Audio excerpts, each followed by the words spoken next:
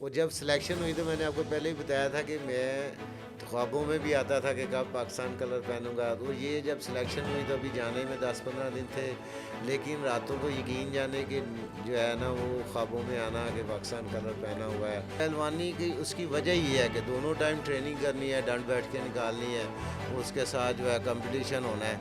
और ये तो अब ये कहावत भी एक बनी हुई है कि चोर कभी कभार पकड़ा जाता है तो उसको जो है ना वो उसकी पिटाई होती है। तो वहाँ पर क्लब खुला हुआ था जहाँ पर महकमा पुलिस की जो है वो प्लेस वहाँ पर ट्रेनिंग के थे। वहाँ से आपकी भी मुलाकात वहीं से जो है वो स्टार्ट हुई। और मेरे जो है वो उस्तादों में आप भी शामिल हैं। अंदर जाते हुए एक नारा लगा के जो है ना वो कोई ना कोई अपने मखसूस अंदाज में नारा लगा के अंदर जाते थे। तो वहाँ पर जैसे ही हम अंदर गया, नारा तकबीर बुलंद किया, तो वो सारा खौफ जो है उस नारे के साथ ही बाहर निकल गया। कि ये 3 खेलों के अमीन हैं, रेसलिंग, उसके बाद जूडो, जूडो के साथ साथ जिu-जित्सु। पहला 1990 कंपटीशन था। की नेशनल गेम्स में आपने जी, पहली दफ़ा जूडो में ब्रॉन्ज मेडल हासिल किया। आर्मी टीम को जो है ना वो बेस्ट था खिलाड़ी, उसको मैंने जो है ना वो जीता वहाँ पर। तो व्यूअर को बताना चाहूँगा कि ये वो दौर था खूबसूरत पाकिस्तान की तारीख का कि जब अक्सर अरब ममालिक के लोग, इवन कि चाइना के लोग भी पाकिस्तान आके पढ़ा करते थे। अस्सलाम वालेकुम नाज़रीन, बिस्मिल्लाहिर्रहमानिर्रहीम। नाज़रीन, मैं आज शिहान मार्शल आर्ट पॉडकास्ट में आपको खुशामदीद कहता हूँ। आज हम आपकी मुलाकात करवाएंगे जूडो और जिu-जित्सु के एक ऐसे मास्टर से जिन्होंने पाकिस्तान की मार्शल आर्ट्स में एक नुमाया किरदार अदा किया। आपका ताल्लुक़ खिलाड़ियों के एक ऐसे ख़ानदान से है जिसकी 3 नस्लें मार्शल आर्ट्स में वतन अज़ीज़ की नाम को रोशन किए हुए हैं। तो मैं आज तारुफ़ करवाऊँगा आपका जनाब अमीर मुख्तार साहब से। आप नेशनल जूडो फेडरेशन की टेक्निकल कमेटी और सिलेक्शन कमेटी के मेंबर हैं। पाकिस्तान जिu-जित्सु फेडरेशन में भी आप नुमायाँ खिदमात सर अंजाम दे रहे हैं। पाकिस्तान पुलिस की जूडो जिu-जित्सु की टीमों के चीफ़ कोच भी हैं। आपने पाकिस्तान के तमाम बड़े मुकाबलों में हिस्सा लेकर ना सिर्फ मेडल जीते बल्कि बैरून मुल्क भी पाकिस्तान की नुमाइंदगी करते हुए नुमायाँ खिदमात सर अंजाम दी हैं। तो आज की गुफ्तगू का आगाज़ करते हुए अमीर मुख्तार साहब, मैं आपको खुशामदीद कहता हूँ कि आप शिहान पॉडकास्ट में तशरीफ़ लाए। और मैं अपनी गुफ्तगू का आगाज़ करूँगा कि आप हमें अपनी फ़ैमिली, अपनी ज़ाती ज़िंदगी और अपने जो इब्तदाई अय्याम थे उसके बारे में कुछ बताएँ। बिस्मिल्लाहिर्रहमानिर्रहीम। मैं सबसे पहले तो आगा साहब आपका शुक्रिया अदा करूँगा कि आपने यहाँ पर बुला के बचपन की यादों का जो है पुरानी यादें ताज़ा करने का मौका दिया। और इस चीज़ को मैं आगाज़ में सबसे पहले तो अपने वालिद साहब का तारुफ़ कराना चाहूँगा जिन्होंने हमें इस साइड पे जो है ना लेके आए। बरकत अली पहलवान, वो उनका रेसलिंग से ताल्लुक़ था और ख़ुद भी नेशनल रेसलर भी रहे। उन्होंने जो है वो पाकिस्तान टीम के कोच भी रहे, पाकिस्तान टीम को लेकर बाहर भी जाते रहे। तो उनकी वजह से हमें जो है वो स्पोर्ट्स में किसी के पास जाने की ज़रूरत नहीं पड़ी। स्टार्ट में बेसिक जो है हमारी बुनियाद ही 9-10 साल में जो है वो, क्योंकि उनका एक ज़हन था कि मेरे बेटे जो हैं वो ये भी जो है नेशनल लेवल के खिलाड़ी बने और पाकिस्तान की खिदमत कर सकें, पाकिस्तान का नाम रोशन कर सकें। तो हमें शुरू से उन्होंने तरबियत इस हिसाब से बनाई। हमारा एक दोस्ताना माहौल था आपस में, तो उन्होंने जो है ना हमारी ट्रेनिंग का एक हिस्सा ऐसे बनाया कि सुबह हम उठाना है उन्होंने फजर के टाइम, और नमाज़ पढ़ने के बाद उन्होंने हमें एक्सरसाइज जो है वो उस एक्सरसाइज के तरीके बेसिक हमें सिखाए कि बेटा ये घर से ही हमने स्टार्ट की। हमें कोई क्लब जाने की ज़रूरत नहीं पड़ती थी। स्टार्ट में हम जो है वो सुबह घर में उन्होंने हमें एक्सरसाइज बतानी है। रेसलिंग की वो हमने स्टार्ट करनी है, एक्सरसाइज करने के बाद नहाना है, नाश्ता करना है और स्कूल चले जाना है। इसमें जो है वो मैं अपने तौर पर समझता हूँ कि मेरी दादी का बहुत बड़ा हाथ है। उन्होंने जब तक वो ज़िंदा रही हैं, हमारे घर में उस वक्त स्टार्ट हो गया था ये 80s की दहाई में जो है वो डालडा घी वगैरह जो है आना। तो वो हमारे घर में इतनी सख्ती थी कि हमने जो है ना वो उनके ये अल्फाज थे कि जब तक मैं ज़िंदा हूँ इस घर में जो है ना डालडा घी इस्तेमाल नहीं होगा। तो उसकी वजह से हमारी जो न्यूट्रिशन है जो हमें बाद में समझ आई जब मैं एज ए जो है ना खिलाड़ी और कोच बना, तो इस चीज़ का, लेकिन उन्होंने आगाज़ हमारा बचपन से कर दिया। दूध, घी, गोश्त, इन चीज़ों से जो है ना आगाज़ उनका ये कहना था कि बेटा जब जिस्म में ताकत हो ना, चेहरे पे लालगी हो, तो पुराने फटे पुराने कपड़े भी पहने हो तो ये अच्छे लगते हैं। तो वो हमारा ज़हन स्टार्ट ही उन्होंने बना दिया। और उसके बाद वाला साहब हमें जो है मुख्तलिफ़ कैंपों में लेके जाना, वहाँ पर उनके साथ जो है वो अच्छे जो नेशनल लेवल के खिलाड़ी थे उनके साथ हमारा तारुफ होना, उनकी ट्रेनिंग देखनी।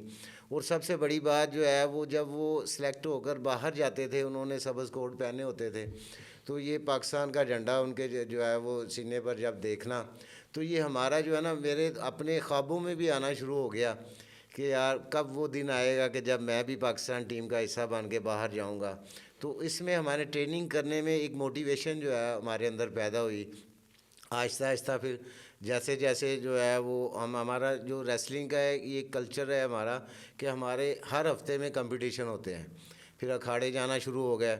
अखाड़े में जो है वो अच्छे उस्तादों का हमारा जो है वहाँ पर जो वो हमारे जो रेसलर है पंजाबी में इनके जो असल नामों के साथ साथ जो है वो दूसरे नाम भी चलते थे।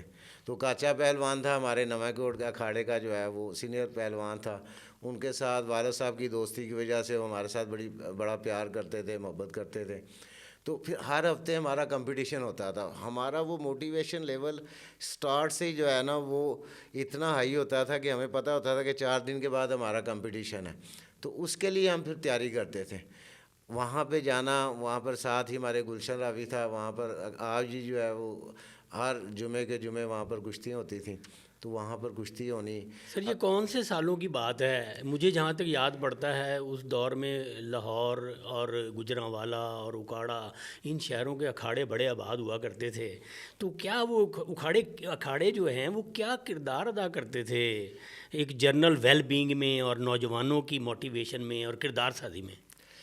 अखाड़े जो है हमारे वो बुनियादी हमारे जो है ना वो इलाके के जिसको ये क्योंकि ये तकरीबन देहात से मिलता जुलता था। गुलशन रावी का इलाका, नवेकोट का इलाका, इसमें जो है ना उस वक्त सोसाइटीज़ जो है डेवलप हो रही थी, तो साथ साथ जो है खेती बाड़ी का काम भी जो है यहाँ पर साथ साथ चल रहा था।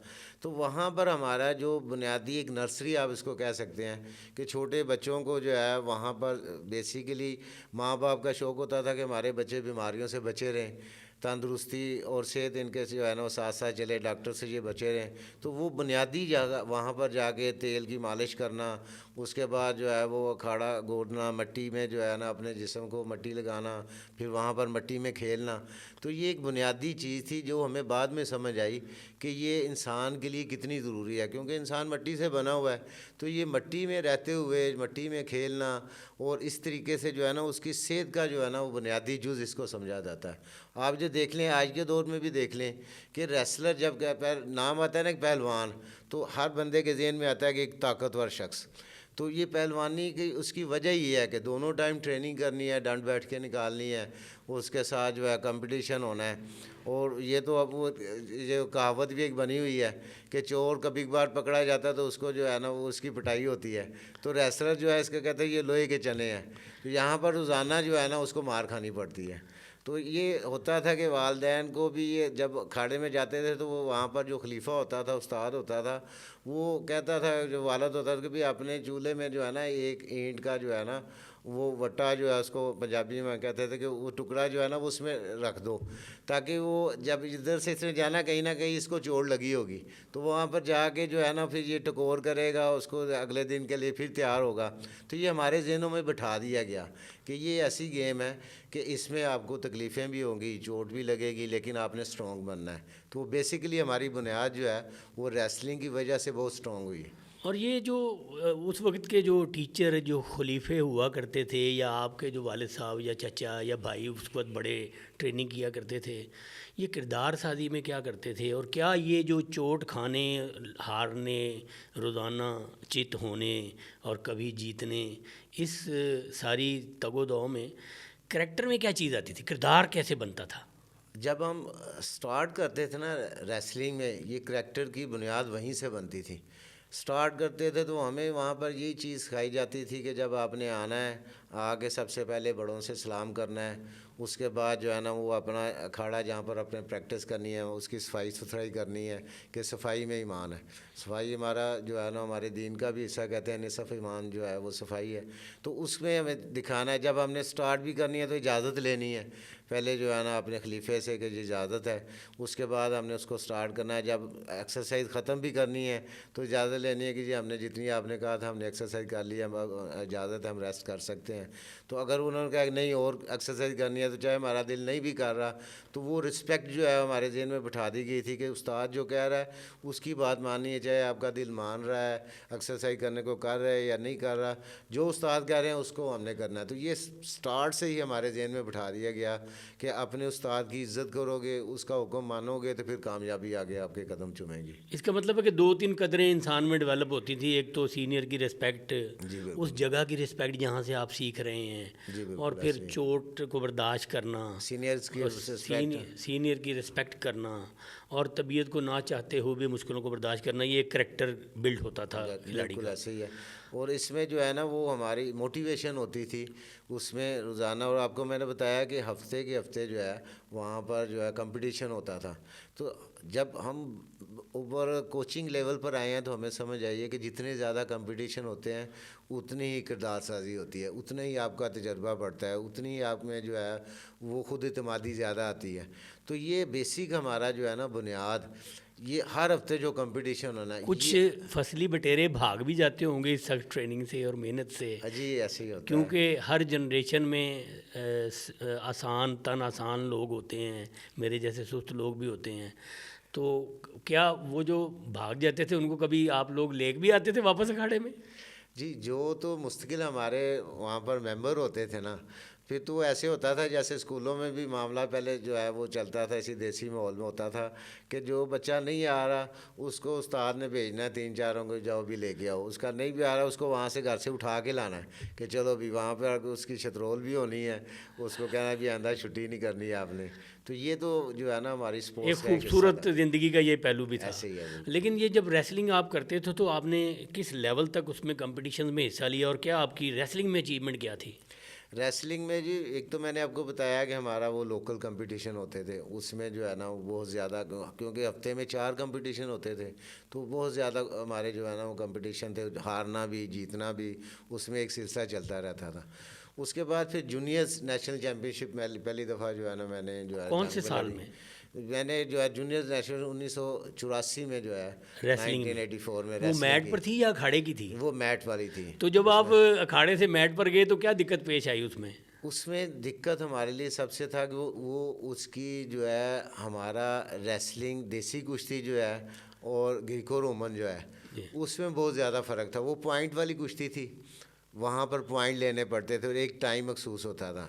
जो रेसलिंग हमारी अखाड़े वाली कुश्ती थी उसमें जो है वो पॉइंट सिस्टम नहीं होता था, खुला टाइम होता था। उसमें जो है ना वो हमने उस हिसाब से जितनी मर्ज़ी देर नीचे बिठाया हुआ है, अपने दाव लगा रहे हैं, दूसरे का जो है ना वो उसको चित करने की कोशिश कर रहे हैं। तो जब हम मैट पर गए तो वहाँ पर जो है हमें दिक्कत सबसे पहले ये हुआ कि बहुत फास्ट रेसलिंग थी हमारी देसी कुश्ती की निस्बत। तो वहाँ पर मखसूस टाइम होता था, उस टाइम में हमने जो है वो पॉइंट लेने हैं, जिसके पॉइंट ज़्यादा हो गए वो जीतेगा या दूसरे को चित कर लेना है। तो ये चीज़ें जो है ना वो एक डिफरेंट हमें लगा, लेकिन आहिस्ता आहिस्ता हम उसके जो है ना वो आदी हो गए। व्यूअर, एक बड़ी खूबसूरत बात आज हम के हमारे गेस्ट से जो मुंसलिक है वो ये है कि ये 3 खेलों के अमीन हैं। रेसलिंग, उसके बाद जूडो, जूडो के साथ साथ जुजित्सु। रेसलिंग चूँकि मदर मार्शल आर्ट है, उसके बाद इन्होंने रेसलिंग से निकले और फिर जूडो में गए और फिर जुजित्सु में भी अपनी खिदमत सर अंजाम दी। ये तीनों खेलें एक तरह से एक तरह की गेम्स तो हैं, लेकिन तीनों के रूल्स, कवायद और इसकी तमाम चीज़ें डिफरेंट हैं।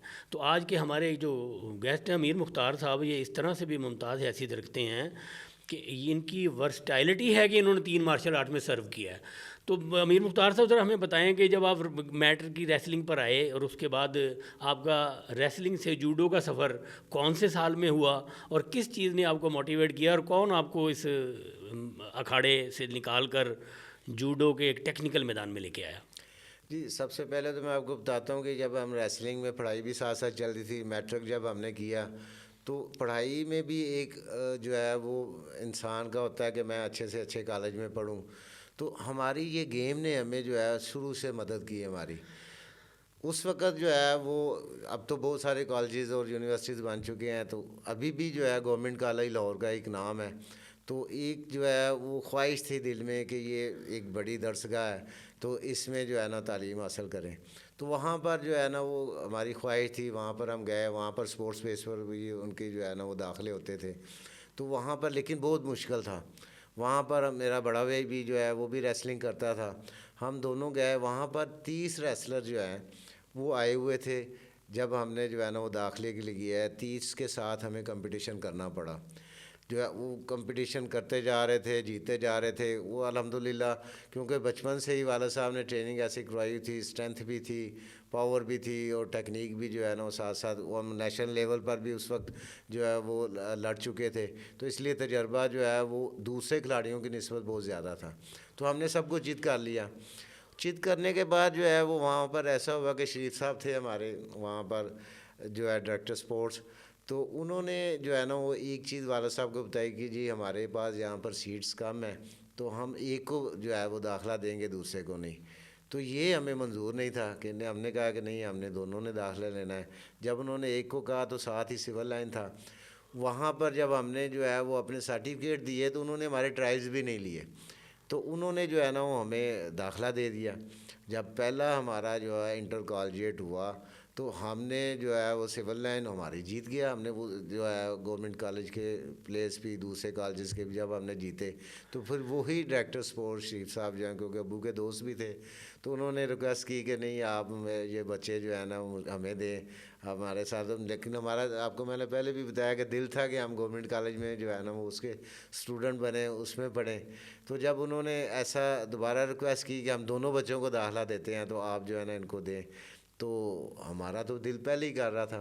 तो हम जो है फिर वो गवर्नमेंट कॉलेज में जो है दाखिल हो गए।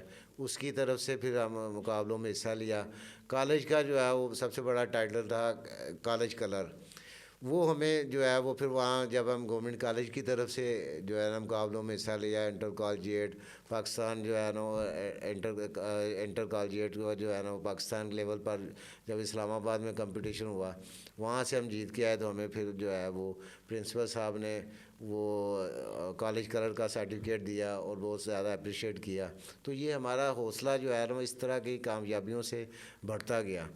इसके बाद जो है वो मैं महकमा पुलिस में भर्ती हो गया, स्पोर्ट्स बेस पर जो है ना, क्योंकि वाला साहब की भी स्पोर्ट थी और उसके साथ साथ जो है ना वो भी तालीम मेरी जारी थी। तो मुनीर डार साहब अल्लाह ताला उनको जन्नत नसीब करे, ओलंपियन थे, तो उन्होंने हमारी बहुत सपोर्ट की। हमारे साथ साथ जितने भी पुलिस के खिलाड़ी थे उन्होंने जो है ना बहुत ज़्यादा वो सपोर्टिव थे। उन्होंने जो है ना हमेशा हमारी हौसला अफजाई की, हमें गाइड किया।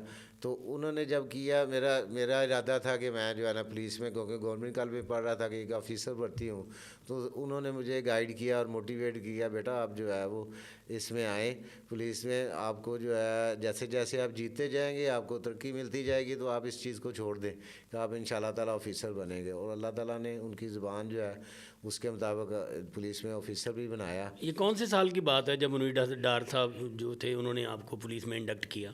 ये 87 की बात है। 87 में मैं अभी कॉलेज में पढ़ रहा था, तो साथ साथ जो है ना मेरी जॉब का भी सिलसिला हो गया, उसके साथ साथ फिर और आप उसके नेशनल मेडलिस्ट थे? नेशनल मेडलिस्ट था मैं।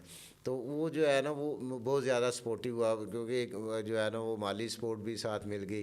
तो उसके साथ साथ जो है ना वो फिर और ज़्यादा जो है गेम को प्रमोट करने का मौका मिला।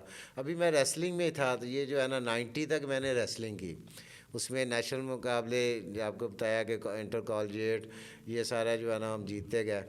तो जब 90 में जो है वो सबसे पहले 90 में नेशनल जो गेम्स हुई हमारी जो है वो पेशावर में, उसमें जो है ना जूडो को शामिल किया गया। जब जूडो को शामिल किया तो तमाम डिपार्टमेंट का एक मोटिव होता है कि जो भी गेम आती है तो उसमें मेडल्स ज़्यादा से ज़्यादा आएँ ताकि महकमे का नाम रोशन हो। तो हमारा जो है वो महकमा पुलिस में काजी शहीन साहब थे, जिनका मैं बहुत ज़्यादा हमेशा दुआओं में भी याद रखता हूँ। अल्लाह ताला उनको तंदुरुस्ती सेहत दे, उनको इज़्ज़त दे। उन्होंने जो है वो मेरा एक टर्निंग पॉइंट जो है वो यहाँ से लिया। वो हम अभी ट्रेनिंग कर रहे थे, वहाँ पर जो है ना वो हमारे पास आए, उन्होंने हमें मोटिवेट किया कि जो है ना वो आप इधर आएँ, ये जूडो रेसलिंग से मिलती जुलती है, तो इसमें आप करेंगे तो आप जो है ना वो ज़्यादा आपको चांसेस मिलेंगे आगे बढ़ने के। तो उनके कहने पर जो है वो वाला साहब के दोस्त भी थे, तो उनको जब पता चला कि ये खिलाड़ी हैं तो उन्होंने हमें जो है ना फंसा लिया। और चबुर्जी में शाइन कराटे क्लब के नाम से जो है ना उन्होंने वहाँ पर क्लब खुला हुआ था, जहाँ पर महकमा पुलिस की जो है वो प्लेयर्स वहाँ पर ट्रेनिंग के थे। वहाँ से आपकी भी मुलाकात वहीं से जो है वो स्टार्ट हुई, और मेरे जो है वो उस्तादों में आप भी शामिल हैं। तो वहाँ पर जो है वो काजी शहीन साहब ने मुझे जो है ना ये जूडो में एंटर करने वाले जो है ना सबसे पहले मेरे उस्ताद जो हैं वो काजी शहीन साहब हैं। उन्होंने आगे मुझे जूडो के बारे में बताया। जूडो जो है ना वो जापानीज़ गेम है, इसमें किस तरह पकड़ना है, किस तरह जो है टेक्निक्स इस्तेमाल करनी है।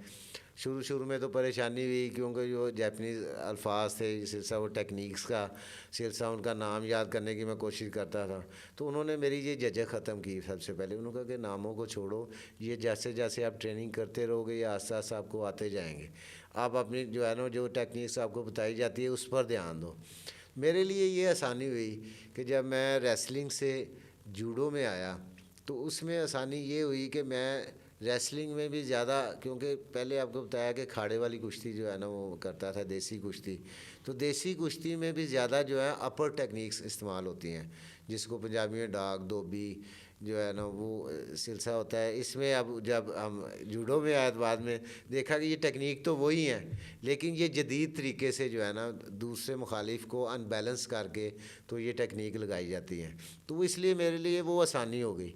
वही टेक्निक थी, उसको जब मुझे गाइड किया काजी साहब ने, आप भी वहाँ पर ट्रेनिंग करते थे, आपने भी हमें गाइड किया, तो वहाँ पर जो है ना वो आसानी होगी मेरे लिए कि मेरे हो थी तो वही टेक्निक जो मैं रेसलिंग में इस्तेमाल करता था, लेकिन यहाँ पर जदीद तरीके से उसको अनबैलेंस करके था, तो मेरे लिए आसानी होगी। उसकी वजह से मैंने इसको बहुत जल्दी पिक किया। और नेशनल पहला मेरा जो कंपटीशन जो है वो जो नेशनल गेम्स का था, ये पाकिस्तान में सबसे बड़े मुकाबले होते हैं। तो वहाँ पर जो है ना वो जब मैं गया कंपटीशन मेरा वो पंजाब के साथ, फिर जो है आर्मी के साथ, अच्छे प्लेयरों के साथ कंपटीशन हुआ। लेकिन ये अल्लाह का शुक्र था कि ट्रेनिंग तो अभी थोड़ी की थी, लेकिन अच्छे उस्तादों की वजह से उसको मैंने जल्दी पिक कर लिया था। तो वहाँ पर सबसे पहले मैंने ब्रॉन्ज़ मेडल हासिल किया। पहला 1990 कंपटीशन की था नेशनल गेम्स में आपने जी, पहली दफ़ा जूडो में ब्रॉन्ज मेडल हासिल किया। आर्मी टीम को जो है ना वो बेस्ट था खिलाड़ी, उसको मैंने जो है ना वो जीता, वहाँ पर पंजाब को जीता। और उसके बाद वहाँ पर मैंने ब्रॉन्ज़ मेडल हासिल किया। ये मेरे लिए जो है ना वो क्योंकि एक नई गेम थी तो एक अच्छी अचीवमेंट थी, उससे मैं मोटिवेट बहुत ज़्यादा हुआ। फिर आकर जो है ना वो ट्रेनिंग स्टार्ट कर दी। ट्रेनिंग स्टार्ट करने के बाद जैसे जैसे मैं ट्रेनिंग करता गया, अल्लाह का शुक्र था कि अच्छे उस्तादों की वजह से वहाँ पर जो है ना काजी साहब की वजह से आप जैसे उस्ताद जो है ना वो हेल्पर थे हमारा, जो है ना हमें गाइड करते रहे। तो ये हुआ ये कि जो है ना 91 में हमारा जो है ना एशियन चैम्पियनशिप जो है वो जापान में अनाउंस हुई। तो उसके लिए जो है ना वो टीम के लिए ट्रायल्स जो है वो रखे गए। तो अल्लाह ने करम किया, तमाम प्लेयर्स को मैंने जीत लिया अपने वेट के इसमें, क्योंकि वेट कैटेगरी होती है आपको पता है। तो उसमें जो है ना मैं अपने वेट के जो है ना तमाम प्लेयर्स को जीत गया, तो और मेरी सिलेक्शन होगी। और जब सिलेक्शन हुई तो मैंने आपको पहले ही बताया था कि मैं ख्वाबों में भी आता था कि कब पाकिस्तान कलर पहनूंगा। तो ये जब सिलेक्शन हुई तो अभी जाने में 10-15 दिन थे, लेकिन रातों को यकीन जाने कि जो है ना वो ख्वाबों में आना कि पाकिस्तान कलर पहना हुआ है, बाहर जो है ना वो कंपटीशन के लिए जा रहे हैं। तो ये लिए मेरे लिए जो है ना वो एक बड़ा ही फ़रत अंगेज़ जो है वो एक तजर्बा था, एहसास था कि इसमें जो है ना जब तक वो हम यहाँ से रवाना नहीं हुए तो अंदर जो है ना एक अजीब तरीके की जो है ना वो इज़्तिराब था, एक बेचैनी थी कि जो है ना कब जाएंगे, कब टाइम आएगा, कब जो है ना वो आगे जाएंगे। ये तो एक शौक़ था।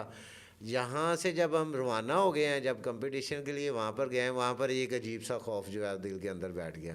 पहला कंपटीशन इंटरनेशनल था, वहाँ पर जो है वो क्योंकि 3-4 दिन पहले पहुँचे हम, वहाँ पे देख रहे हैं कि इंटरनेशनल जो है खिलाड़ी आ रहे हैं, जहाँ पर ट्रेनिंग एरिया था वहाँ पर अपनी प्रैक्टिस कर रहे हैं। तो प्रैक्टिस अपनी करने के बाद जो है ना वो मैं वहाँ पर बैठ जाता था, मेरे दोस्त थे वो वहाँ पर बैठ जाते थे, देखते थे उनकी ट्रेनिंग। क्योंकि उस वक्त ये मीडिया का दौर इतना तरक्की याफ्ता नहीं था, वहाँ पर नेट वगैरह का ये सिलसिला नहीं था। तो वो उस्तादों के सीना पे सीना हमें जो है ना वो इल्म मिलता था कि जो उन्होंने बता दिया वो देख लिया। तो वहाँ पर जाकर जब हमने नेशनल टीमों की ट्रेनिंग देखी तो वो हमें बहुत ज़्यादा एडवांस लगी। हमारी जो ट्रेनिंग से उससे जो है ना हमें ज़्यादा एडवांस लगी। उसकी वजह से दिल में खौफ बैठ गया कि ये तो बड़े अच्छे हैं हमसे सिलसिला। लेकिन हमारे साथ सर खलील साहब थे और मास्टर शैफ साहब थे, उन्होंने जो है ना हमें मोटिवेट किया। उन्होंने कहा कि नहीं आप बेफिक्र रहें, जिस तरह की आपकी ट्रेनिंग है आप जो है इनसे कंपटीशन करेंगे, आप इनको जीतेंगे। यमन के जो शाइफ साहब थे गालिबन उस टीम के मैनेजर थे या कोच थे उस वक्त? वो जी वो उस वक्त उस टीम के कोच थे। ये मेरी खुश नसीबी है कि काजी शहीन साहब के बाद जो है वह उनकी कोचिंग का जो है ना वो मुझे शर्फ हासिल हुआ। उन्होंने जो है ना मुझे ट्रेनिंग करवाई। वो बेसिकली तो यमन के रहने वाले थे, यहाँ पर वो डॉक्टरी करने के लिए आए हुए थे, लेकिन जूडो का उनको शौक़ था और जुनून की हद तक शौक़ था। तो जब वो उनके साथ जो है ना मेरा अट्रैक्ट हुआ तो उन्होंने मुझे ट्रेनिंग कराने से बेसिक जो है ट्रेनिंग स्टार्ट की। तो वो बहुत ज़्यादा जुनूनी थे। उन्होंने बेसिक चीज़ें मेरी सही की, जो है वो जूडो की चलना किस तरीके से है, जो है ना आपने टेक्निक के लिए जो है दूसरे को अनबैलेंस किस तरीके से करना है, जो बारीकियाँ थी वो उन्होंने मुझे समझाई और उसकी वजह से मुझे बहुत ज़्यादा हेल्प मिली। और उनका जो कहना था जब वो गए भी हैं यहाँ से, उनका कि बेटा जो मैंने आपको ट्रेनिंग करवाई है आज से 20 साल बाद तक भी आप जो है ना वो इसमें मार नहीं खाएंगे। तो वो उनकी बात बिल्कुल ठीक थी। अल्लाह का शुक्र था कि जो एडवांस ट्रेनिंग उन्होंने करवाई, जिस हिसाब से मैं जब पहले हमारे यहाँ पर आए कोचेज़ वगैरह, इसमें जो है ना वो ट्रेनिंग का भी आपको मैं थोड़ा सा जिक्र करूँगा क्योंकि वो मेरी ज़िंदगी के जो है यादगार लम्हे हैं जो आपने मुझे यहाँ पर बुला के जो है ना वो ताज़ा करवाए हैं। तो हमारा जो है ना वो DIG साहब से तनवीर हमीद साहब, वो प्रेसिडेंट थे पाकिस्तान जूडो फेडरेशन के, उन्होंने बहुत ज़्यादा हमारी हेल्प की। और खलील साहब उस वक्त सेक्रेटरी हुआ करते थे? जी खलील साहब जो है वो इसमें जो है इसके प्रेसिडेंट बने जूडो के। तो वो उन्होंने हमारे लिए पुलिस के लिए स्पेशल ऑस्ट्रेलिया से जो है वो तातामी मंगाया, जिस पर ये एक मैट होता है जिसके बगैर ट्रेनिंग नहीं होती जूडो की। पहले यहाँ पर वो नारियल के जो है ना वो हमने वो बनाए हुए थे मैट्स, उनके ऊपर ट्रेनिंग करते थे तो वो ज़्यादा सख्त होते थे, उनके चोटें भी ज़्यादा लगती थी। तो जब उन्होंने जदीद मैट हमें मंगवा के दिया, उनकी मेहरबानी थी, उन्होंने गया तो ये चिल्ड्रन कम्प्लेक्स में हमारा कैंप लगा। वहाँ पर माहौल भी बहुत अच्छा था, तो मैट भी नया था, वहाँ पर ट्रेनिंग करने का मज़ा आता था। तो वहाँ पर एक यादगार लम्हे थे मेरे लिए। यूसुफ फलूदा उसके जहांगीर था, मेरा बड़ा अच्छा दोस्त था, उसका 150 kg वेट था उस वक्त, हैवी वेट था? हैवी वेट था। और मैं उस वक्त मेरा 66 kg वेट होता था, उसके सामने बिल्कुल बच्चा लगता था मेरी। और जब उसकी फ़ाइट आती थी तो ऐसे ही लगता था कि जैसे जो है ना वो एक जो है ना दियो और एक छोटे से बच्चे की फ़ाइट है। था वो इतना होता था कि जब वो मुझे गुस्से से पकड़ के दोनों हाथों से ऐसे करता जैसे बच्चे को झूले देते हैं, इस तरीके था। लेकिन टेक्निक का ये फ़ायदा था जैपनीज़ गेम का कि अनबैलेंस करके जब हम चलाते हुए उसको, मैं सोयाना की मेरी जो है वो फेवरेट टेक्निक थी, जब मैं उसको लगाता था इतना ज़्यादा उसका वज़न था, लेकिन मैं जब उसको गिराता था तो वो मज़े का सीन होता था कि वो गिराने के बाद वो 2 से 3 मिनट जो है वो नीचे, क्योंकि वेट बहुत ज़्यादा होता था, उठा नहीं जाता था उससे उठा नहीं जाता था, वो आंखें झपकरा होता था, उसको बड़ा प्यारा लगता था उस वक्त। अभी अमीर मुख्तार आप एक चीज़ भूल गए, उस दौर में आपके साथ बहुत से दूसरे रेसलर भी आए थे और जिसमें एक बहुत बड़ा नाम था इस्लाउद्दीन का। जी जी बिल्कुल, वो भी आपके साथ टीम में शामिल हुए थे। मैं उसका जिक्र करूंगा क्योंकि ये जब हमारा वहाँ पर कैंप लगा है उसी वक्त जो है ना वो भी मेरी तरह पहले रेसलिंग में थे। रेसलिंग में भी उनकी रेसलिंग में वो वर्ल्ड टाइटल होल्डर थे उन्होंने जो है ना बड़ी अच्छी अचीवमेंट ली थी। तो उनको जो है इसी तरह मोटिवेट करके जो है वो पुलिस में भर्ती किया गया। तो ये पुलिस में जब आए उससे हमारी टीम बहुत ज़्यादा स्ट्रॉन्ग होगी। उनमें था अंजार भट्टी था, सलीम और शर्जील वगैरह, ये जो है ना वो हमारे जो गुजरांवाला के प्लेयर, गुजरांवाला वैसे भी पहलवानी में मशहूर है, तो वो उनके आने से हमारी टीम बहुत स्ट्रॉन्ग हो गई। और जहाँ तक मुझे याद है कि ये उस वक्त मेरे ख्याल पाकिस्तान में जूडो का बड़ा कंपटीशन होता था, पंजाब की टीम भी बड़ी सख्त थी, पुलिस की भी होती थी और पाकिस्तान आर्मी की टीम बहुत अच्छी हुआ करती थी। सारी टीमें और तमाम टीमों के जो कोचेज़ थे वो भी सारे ग्रैंड मास्टर थे। जैसे आपने शाइफ अब्दुल सलाम की बात की, तो व्यूअर को बताना चाहूँगा कि ये वो दौर था खूबसूरत पाकिस्तान की तारीख़ का कि जब अक्सर अरब ममालिक के लोग, इवन के चाइना के लोग भी पाकिस्तान आके पढ़ा करते थे। तो शाइफ अब्दुल सलाम बाद में यमन की टीम के नेशनल कोच बने, और जब वो यहाँ स्टूडेंट थे और यहाँ पढ़ा करते थे, वो रेगुलर पाकिस्तान के जूडो के खिलाड़ियों को तरबियत दिया करते थे, और एक ऐसे डेडिकेटेड कोच थे कि उनकी खिदमत को पाकिस्तान की जूडो की तारीख में भुलाया नहीं जा सकता। और इन रेसलर जो रेसलिंग से जूडो में कन्वर्ट हुए, इनकी टेक्निकल ट्रेनिंग का सेहरा उनके सर जाता है। जहाँ पाकिस्तान की जूडो की हिस्ट्री में नवीद महमूद साहब, काजी शाहीन साहब और ने जो खिदमत सर अंजाम दी, उसके साथ साथ शाइफ अब्दुल सलाम की खिदमत को भी नहीं भुलाया जा सकता। वो पाकिस्तान में जितना अरसा रहे, उसने पाकिस्तान की जूडो में ग्रां कदर खिदमत सर अंजाम दी, और पाकिस्तान आर्मी, पंजाब की टीम और पाकिस्तान पुलिस की टीम को ट्रेनिंग देते रहे। तो जब जापानीज़ मास्टर यहाँ आए हैं, अर्ली 80s की बात है, मैची फोकुशिमा साहब आए और दूसरे को जो 6 मास्टर्स की टीम बुलाई नवीद साहब ने, उनके साथ ट्रेनिंग का एक्सपीरियंस आपका कैसा रहा? उसके कुछ वाक़यात बताएं, क्योंकि पहलवान पंजाबी कल्चर के थे, तो जापानी मास्टर आ गए, तो जापानी मास्टरों को क्या दिक्कत पेश आई और आपको क्या दिक्कत पेश आई, और कैसे उस मरहले को क्रॉस किया आपने? ये जब मैंने आपको बताया कि वहाँ चिल्ड्रन का प्लस में हम ट्रेनिंग करते थे, तो जापानीज़ कोच आ गए। तो उस वक़्त जो है, क्योंकि इनके हमारे हेड थे महमूद नवीद साहब, जिन्होंने पाकिस्तान में जो है ना जूडो शुरू करवाई, तो उन्होंने जो है उनके क्लब हमें जाने का मौका मिला। वहाँ पर जब हम गए तो सबसे पहले तो हमारे लिए यही था एक चीज़ कि ये जापानीज़ मास्टर आए हुए हैं, ये सिलसिला जो है ना उनके देखना, उनका जो है ना, क्योंकि जापानीज़ थे, वो आपको पता है कि सफाई सुथराई के लिहाज से, वैसे भी जो है ना उनके एटिकेट्स के लिहाज से वो दुनिया में एक नुमाया उनका मुकाम है। तो जब वो आए तो उनको देखना हमारे लिए जो है ना वो एक जो है वो इसको जो है ना कह सकते हैं कि एक आइडियल की हैसियत जो है ना वो इख्तियार कर गया। उनके सिखाने का तरीका जो है, हर चीज़ को स्टेप जो है किस तरीके से आपने जो है ना इसमें जो है फुटवर्क किस तरीके से करना है, हैंडवर्क का क्या तरीका है, जो दाएं हाथ से जो पकड़ रहे हैं तो उसको किस तरीके से खींचना है, बाएं हाथ से जो पकड़ रहे हैं उसको किस तरीके से खींचना है। फिर हर टेक्निक के लिए ग्रिपिंग अलहदा है, इसको जो है ना किसी से जो है ना वो उसको कॉलर से पकड़ना है, किसी से जो है ना वो कोनी के करीब से पकड़ना है। ये चीज़ें सारी वो बेसिकली टेक्निक जो है वो हमें सिखाते थे। अच्छा, सिखाने का जो उनका अंदाज़ था बड़ा अच्छा था, लेकिन हमारे जो रेसलर थे उनका एक अपना स्टाइल होता है, वो जितना सिखाते थे कुछ जो है ना वो सीरियस नहीं थे, तो जोर से काम लेते थे, जापानी टेक्निक से काम लिया करते थे, टेक्निक सिखा के। तो जब उनका फाइट का टाइम आना तो उन्होंने रेसलर जो है उन्होंने अपना वही स्टाइल जो है पुराना जोर लगाना करना, और फिर हमें समझाना कि आप देखिए आप जोर न लगाएं, इसको जो है ना टेक्निकल तरीके पर करें। तो जो लोग तो इस चीज़ को समझ रहे थे वो इसमें कामयाब भी होते गए, आगे भी बढ़ते गए, और जो इस चीज़ को नहीं समझते थे वो चाहे वो बड़े अच्छे रेसलर थे, जिसकी मिसाल मैं आपको दूंगा कि 92 में रुस्तम पाकिस्तान था, बशीर भोला वाला, पाकिस्तान का टाइटल रुस्तम का उसके पास था। तो हमारा जो है वो वापडा का बाबर पहलवान था, रशीद पहलवान का बेटा, वो उस वक़्त ढलता हुआ एक, यानी कि वो एक किस्म का जो है ना वो एजेड प्लेयर उसको आप कह सकते हैं, यानी अपने आखिरी दौर में था, अपने आखिरी दौर में था। लेकिन जब कंपटीशन उसके साथ आया, टेक्निक की वजह से वो उसको बशीर भोले वाले को वो जीत गया जूडो में उसको जीत जूडो में बशीर भोले वाले को वो जीत गया। उस वक्त बशीर भोला वाला पाकिस्तान का रुस्तम था। तो ये चीज़ जो टेक्निक का जो हम बात बता रहे हैं कि जो हमें जापानीज़ कोचेज़ ने सिखाई, हमारे अपने कोचेज़ ने हमें सिखाया कि जो टेक्निक है ज़ोर से आप ज़ोर उस वक्त लगाएं जब दूसरे को अनबैलेंस कर रहे हैं, उस मुखालिफ का ज़ोर जो है वो ज़ीरो करने के बाद फिर आप उसको ज़ोर लगाएं। और ख़ूबसूरत बात यह है कि जूडो के उस दौर में, जिस दौर की ये बातें कर रहे हैं कि पहलवान आए जूडो में और इन्होंने पाकिस्तान की नुमाइंदगी करते हुए एक इंटरनेशनल सतह पर भी कामयाबियाँ हासिल की। कमाल की बात यह है कि उस वक्त पाकिस्तान में जूडो का कोई मैट नहीं हुआ करता था।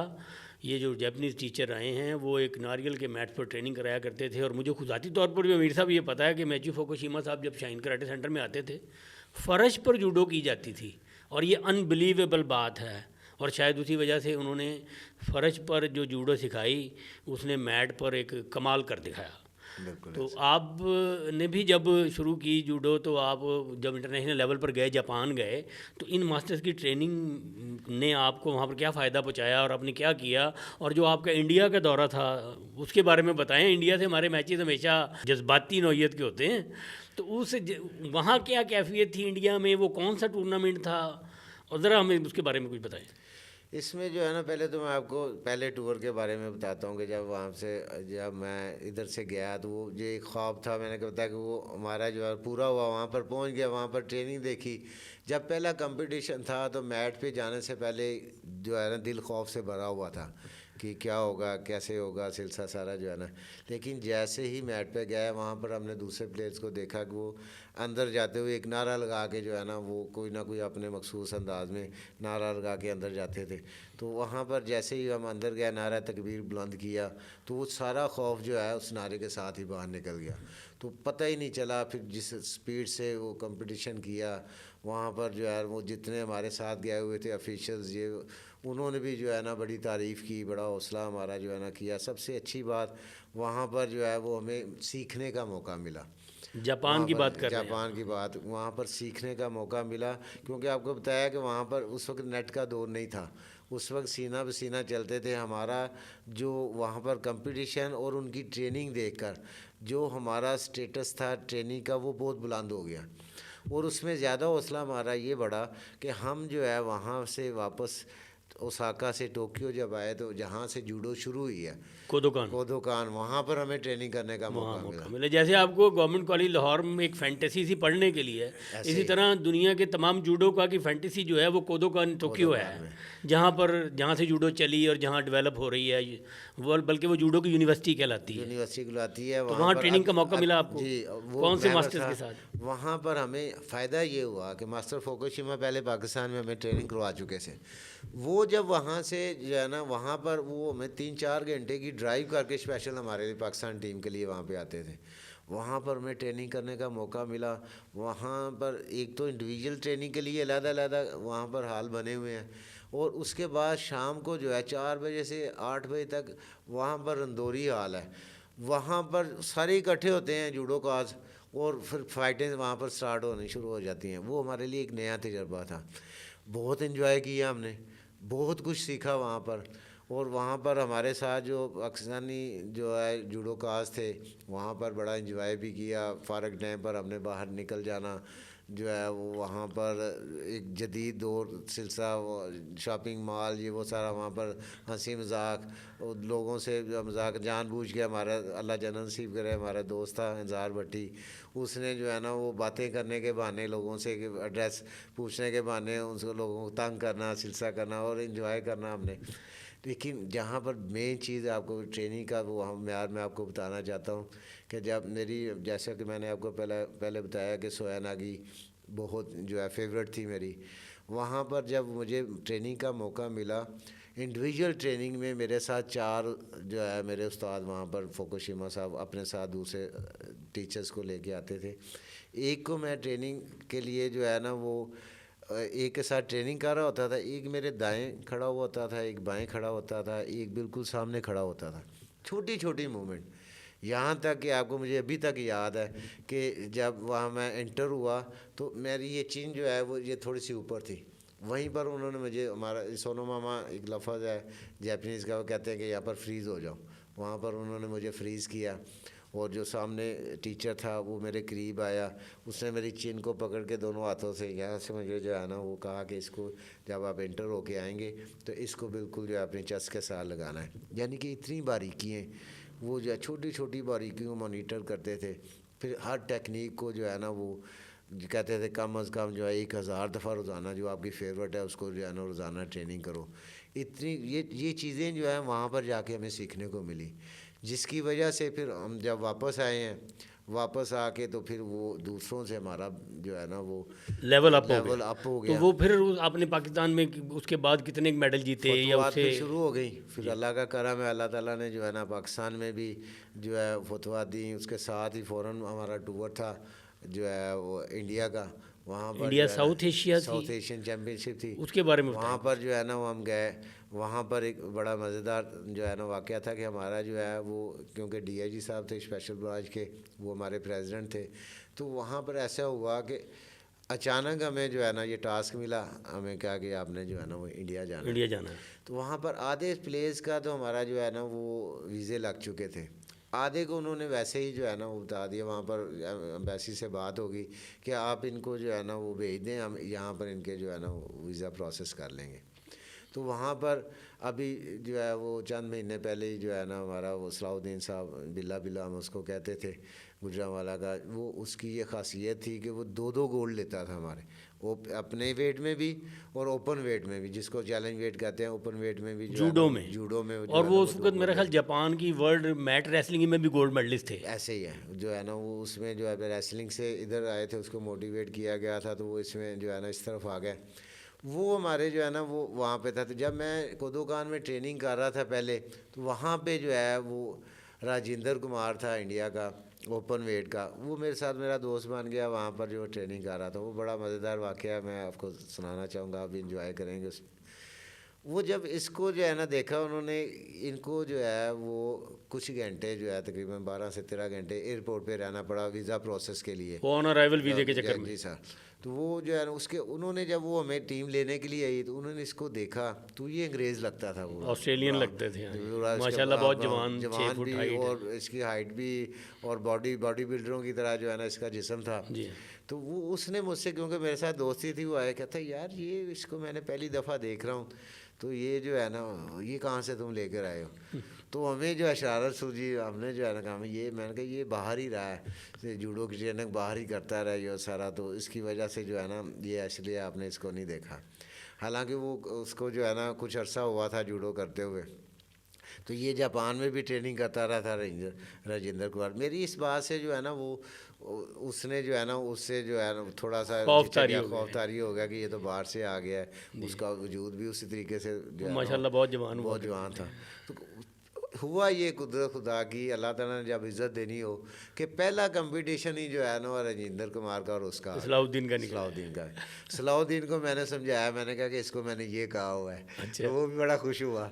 तो मैंने कहा इसको बस मौका नहीं देना, आपने जितनी जल्दी हो सके इसको कंट्रोल करना है। तो अल्लाह का करना ऐसा हुआ, क्योंकि वो जो है पावर भी उसमें बहुत ज़्यादा थी, टेक्निक के हिसाब से भी जो है ना वो अच्छा था। तो उसने, हम आशी बराई कहते हैं कि पाँव से जो है ना तो स्वीप करते हैं, तो उसने जो है जैसे ही कंपटीशन स्टार्ट हुआ है, तो वो क्योंकि वो झिझक रहा था कि ये जो है ना बाहर से ट्रेनिंग करके आया हो, ये सारा पता नहीं कौन सी थ्रो लगाता है, तो थोड़ा इसका वेट करता हूँ, इसको चेक करता हूँ। उसकी झिझक के दौरान ही जो है ना उसने उसको स्वीप किया और नीचे किया, और नीचे जो है रेसलर जो है वो नीचे से नहीं छोड़ते जल्दी से, उसको जो है साइगोमी में उसने कंट्रोल कर लिया। जब उसको कंट्रोल कर लिया 20 सेकंड के बाद जो है ना वो फातेह हो गया। अब साउथ एशिया में हमारे ये है कि सबसे जो हैवी हमारा जो जिसके साथ कंपटीशन होता है वो इंडिया है। बाकी इतने जो है ना वो हम उनको इतना ज़्यादा नहीं समझते जितना इंडिया को जो है ना कंपटीशन के हिसाब से समझते हैं। दूसरों को जीत गया माशाल्लाह, वो गोल्ड मेडल हुआ, मेरा उसमें सिल्वर मेडल था। इंडिया फाइनल फाइट, आपका मैच फाइनल किसके साथ हुआ? इंडिया के साथ मेरा फाइनल फाइट थी, और वहाँ पर फाइनल फाइट भी बड़ी अच्छी हो रही थी, बड़ा मोटिवेट था। सिरसा जो है ना वो उनसे जीत के करीब था, लेकिन उसका घुटना मेरे जो है ना वो यहाँ पे लगने की वजह से इंजरी हो गई। इंजरी की वजह से फिर मैं जो है ना वो कंपटीशन को जारी नहीं रख सका, तो वो फिर जो है वो इंडिया वाला मुझसे जीत गया। मुख्तार, आप कौन से वेट में ज़्यादातर कंपटीशन लड़ते रहे हैं? कंपटीशन में 66 kg में उस वक्त। तो 66 kg में उस वक्त कौन से पाकिस्तान नेशनल लेवल पर खिलाड़ी थे जिनको आप समझते कि ये वो ख़तरनाक हैं, इनको टफ़, ये मुझे टफ़ टाइम देंगे? अपने हम असर उन खिलाड़ियों का तज़किरा करें जो उस वक्त बड़े अच्छे खिलाड़ी हुआ करते थे। उस वक्त बड़े अच्छे खिलाड़ी जो है उनमें जमील खोखर नाम जो है एक मशहूर था, जो कई साल से चैम्पियन था। वो कौन सी टीम के थे? वापडा टीम का था, पाकिस्तान वापडा। हमारा बड़ा अच्छा दोस्त है। तो उसमें जो है ना वो सबसे ऐसा कंपटीशन उसके साथ था कि उसको पाकिस्तान में किसी ने अभी जीता नहीं हुआ था। अच्छा। नेशनल चैम्पियनशिप हुई 92 में, तो उसका मेरा फ़ाइनल हुआ। अक्सर मेरा और उसका फ़ाइनल जो है ना वो कंपटीशन होता था। तो उसमें जो है वो कंपटीशन में जब हमारा कंपटीशन इकबाल स्टेडियम नारे पाकिस्तान में हुआ, तो वहाँ पर हमारे कंपटीशन होता था 5 मिनट का। उस वक्त 5 मिनट के बाद जो है फिर गोल्डन टाइम स्टार्ट होता था, वो 5 मिनट होता था। जब वो भी नहीं होता फिर अंता ही होता था। अमीर साहब, ये बताएं कि जब आपकी ग्रूमिंग हो रही थी जूडो में और आप नेशनल लेवल से इंटरनेशनल लेवल तक जा रहे थे, उस वक्त कौन से आपके पेशरो खिलाड़ी थे या सीनियर थे जिनको देख के आप मोटिवेट हुआ करते थे कि ये बड़े ज़बरदस्त खिलाड़ी हैं, हमें भी इन जैसा बनना है? जी बिल्कुल, उस वक़्त जो है ना, जैसा कि मैंने आपको बताया कि मेरी जब जापानीज़ कोचेज़ आए तो फिर हमारी मुलाकात जो है वो नवीद महमूद साहब से हुई। नवीद महमूद साहब जो हैं वो बानी जूडो के जो है ना पाकिस्तान में, जिन्होंने जूडो स्टार्ट की, तो उनका जो है वो सिलसिला देखा, उनकी फ़िटनेस देखी, उनका जो है ट्रेनिंग का स्टाइल देखा, बड़ा अच्छा लगा। उनसे बहुत कुछ सीखने को मिला। वो हमारे पाकिस्तान का एक असासा हैं जूडो को, उन्होंने बहुत ज़्यादा प्रमोट किया। तो उनके साथ साथ वहाँ पर जहांगीर साहब थे, हमसे जो है ना वो सीनियर थे, वो गोल्ड मेडल भी ले चुके थे साउथ एशिया में। तो उनके साथ शमीम हाशमी थे, उनके भाई थे नदीम हाशमी, वो बड़ा अच्छा क्लासिकल प्लेयर था। उसके साथ जैसे मैंने पहले ज़िक्र किया, जमील खोखर जो है वापडा के बड़े अच्छे प्लेयर थे। मुन्ना था, उसको मुन्ना जंदरिया वाला, जैसे रेसलिंग के उनके नाम होते हैं, वो बड़ा जो है क्लासिकल प्लेयर था। हमारा जो है जिसका मैंने पहले भी जिक्र किया, सलाउद्दीन साहब, अल्लाह जन्नत नसीब करे, वो दो गोल्ड हमारे ओपन वेट में भी और अपने वेट में भी गोल्ड लेता था।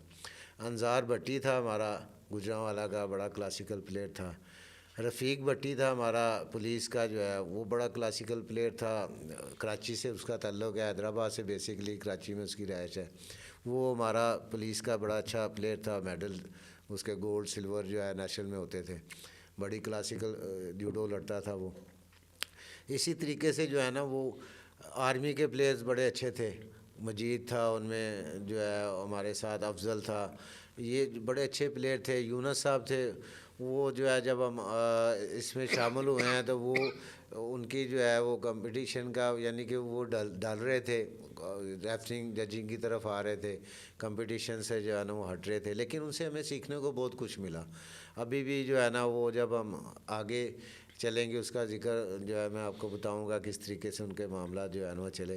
लेकिन यहाँ पर हमें सीखने को एक दूसरे से, जब ये जैपनीज़ आए तो सारी टीमों को इकट्ठा होने का मौका मिला। आर्मी, वापडा, पुलिस, रेलवे, पंजाब, बड़े अच्छे अच्छे प्लेयर थे।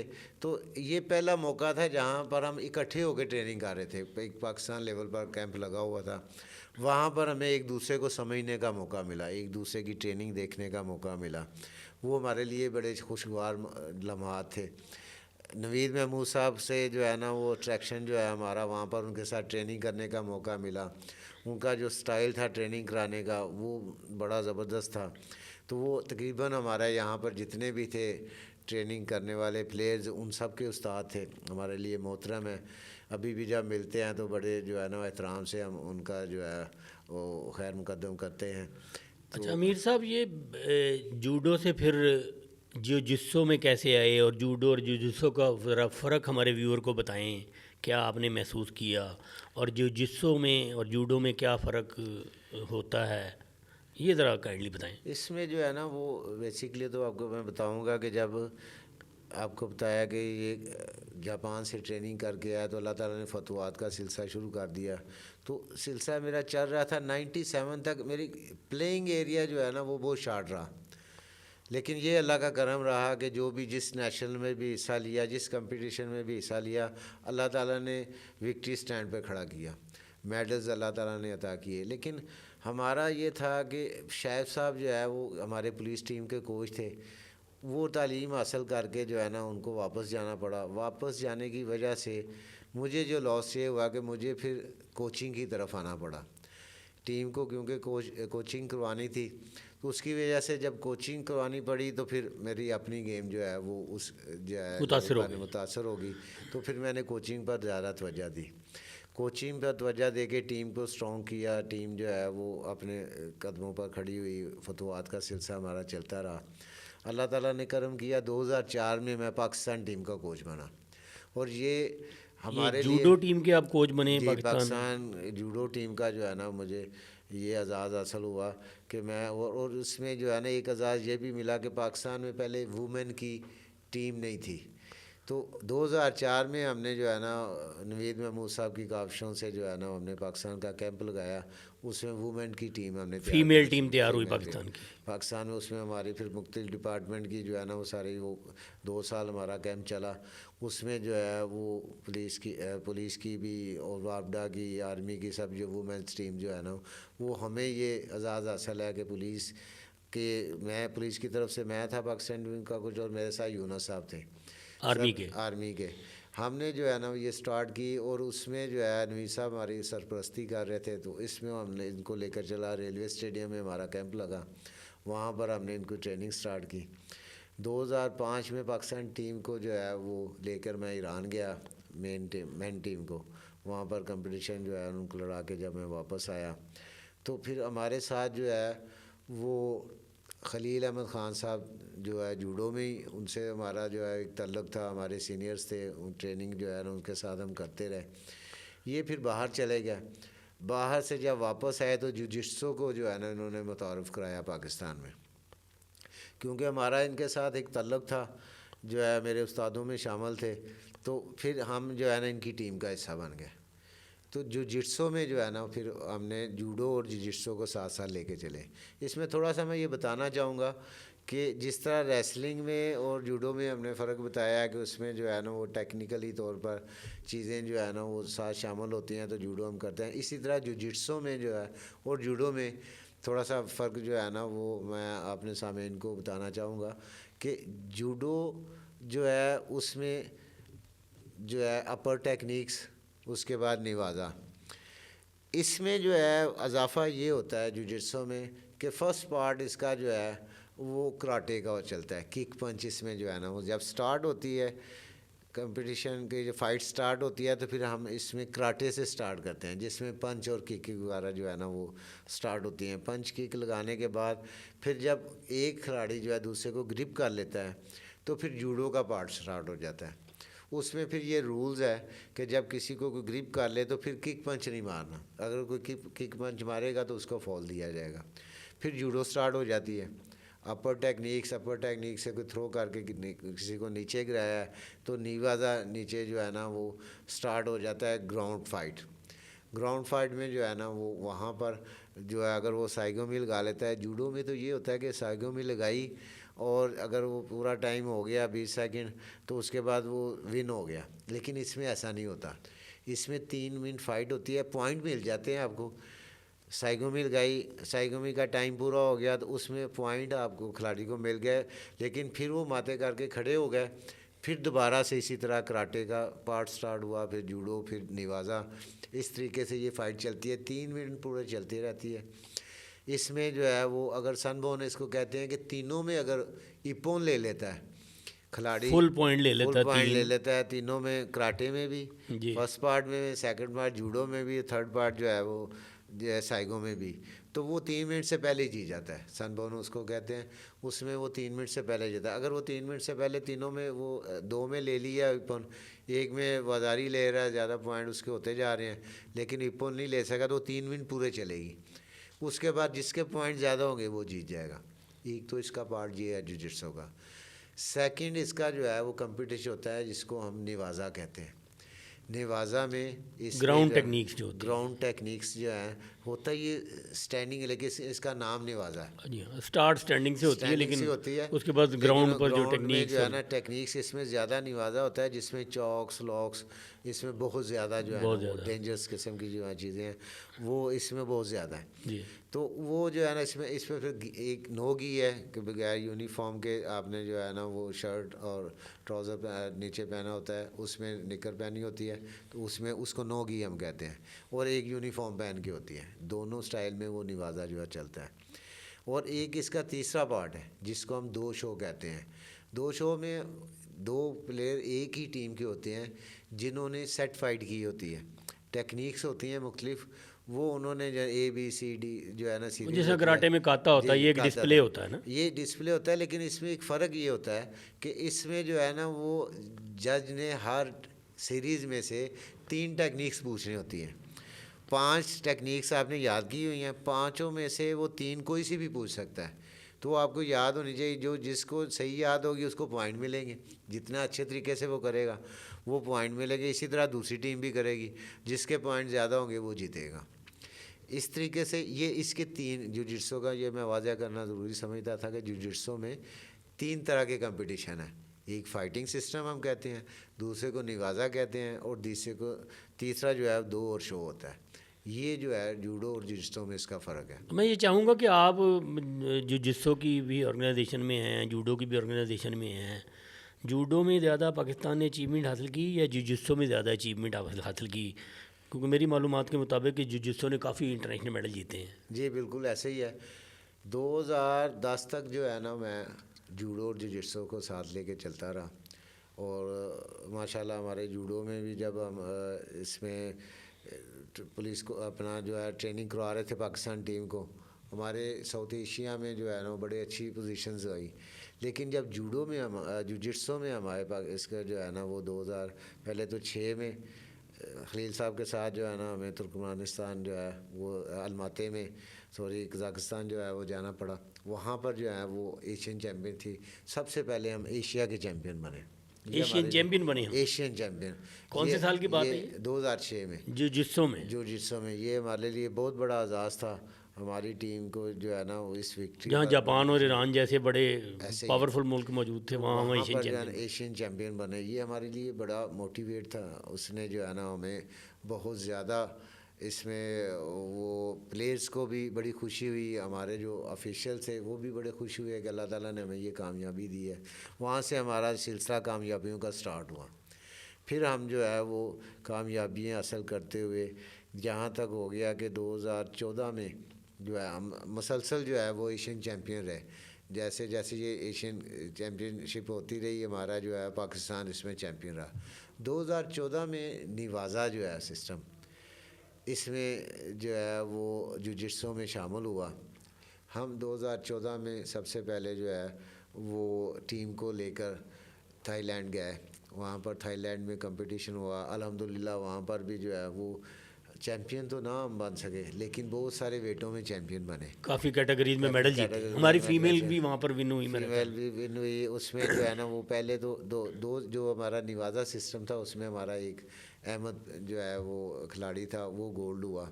और शो में तो हम जो है वो माशाल्लाह चैम्पियन थे, उसमें हमारे गोल्ड हुए। वहाँ पर जो है वो एक नई गेम हमें जो है वो इंट्रोड्यूस हुई, निवाज़ा। ये क्योंकि जूडो का एक हिस्सा था, हम इसको जानते तो थे, लेकिन इसमें जो है ना वो बहुत ज़्यादा, जिसमें जूडो में बहुत सारी चीज़ें टेक्निक्स जो हैं वो बैन हो चुकी थी, इसमें वो अलाउड थी। फिर हम वापस आए तो फिर इसकी जो है ना हमने ट्रेनिंग स्टार्ट की। जब इसकी ट्रेनिंग स्टार्ट की तो अल्लाह का ये शुक्र हुआ कि हम जो है 2016 में एशियन चैम्पियनशिप थी श्रीलंका में, वहाँ पर हम अपनी टीम को लेकर 9 प्लेयर को लेकर मैं वहाँ पर गया। वहाँ पर सरपरस्ती थी हमारे खलील अहमद ख़ान साहब की। मुसलसल हम कैंप में रहे 2 साल। पाकिस्तान स्पोर्ट्स बोर्ड्स ने जो है ना हमारा कैंप लाहौर में लगाए रखा। हमने बहुत ज़्यादा ट्रेनिंग की। यहाँ पर जो है वो निवाज़ा की बहुत सारी टेक्निक्स सीखी, उसमें जो है ना वो प्लेयर्स को सिखाई। यहाँ पर हमें जो है ना बहुत मौका मिला ट्रेनिंग का, और वहाँ पर इसका रिज़ल्ट ये हुआ, अल्लाह ताला ने करम किया कि 9 प्लेयर लेकर गया है वहाँ पर, और वहाँ से 16 मेडल लेकर आए, जिसमें गोल्ड, सिल्वर और ब्रॉन्ज थे। ये कौन से साल की बात है और कौन सा मुल्क था ये, और कौन सा टूर्नामेंट था ये? एशियन चैम्पियनशिप थी, एशियन बीच जुजित्सो की एशियन चैम्पियनशिप 2016 और श्रीलंका में हुई। और मेडल कितने? और 16 मेडल अल्हम्दुलिल्लाह। 16 मेडल। नाजरीन, आपको अमीर मुख्तार साहब की बताई गई इन फतूहात के सिलसिले में एक चीज़ का इदराक होगा जो शायद आप सबके लिए हैरानकुन होगा कि अगर आप गौर करें तो पाकिस्तान में हमेशा नाकामियों का तज़किरा किया जाता है, और बड़े अफसोस की बात है कि आज ये जो कामयाबियाँ इस फोरम पर बताई जा रही हैं, इसको उतना एक्सपोजर नहीं नेशनल लेवल पर, इंटरनेशनल मीडिया में दिया गया जिसकी ये मुस्तहिक थी।